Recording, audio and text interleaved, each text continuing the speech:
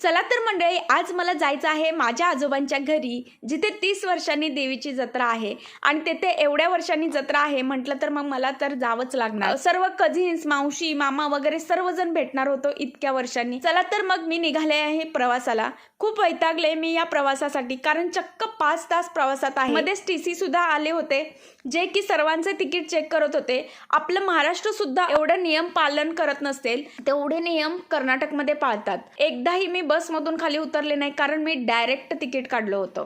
चला, एकदम बोर प्रवास करून मी पोहोचले धारवाडला, म्हणजेच कर्नाटकमध्ये। तेथे मैसूर पाक, पेढे बॉक्स आणि बरंच काही खायला घेतलं आणि तोपर्यंत मला न्यायला मामा आला होता।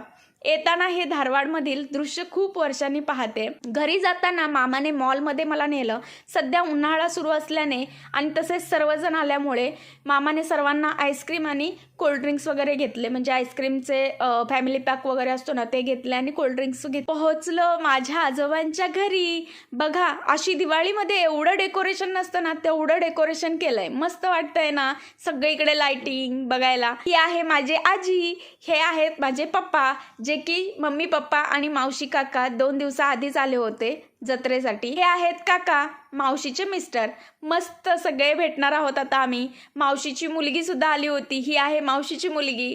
मावशीच्या मुलीचे 2 मुली आहेत। खूप वर्षांनी भेटलोय सर्वजण। आता ह्या मुली आहेत लहान म्हटल्यावरती आपण पण त्यांच्यासोबत लहान होणारच ना।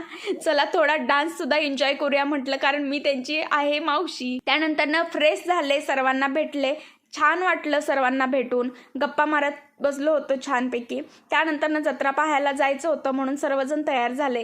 हे आहे दुर्गा देवीचं मंदिर, किती छान सजवलं मंदिर। ह्या पुढे काय झालं हे नेक्स्ट व्हिडिओमध्ये पाहायला मिळेल। त्यासाठी अजून सबस्क्राईब केलं नसेल तर नक्की सबस्क्राईब करा आणि व्हिडिओ आवडल्यास नक्की लाईक करा। बाय।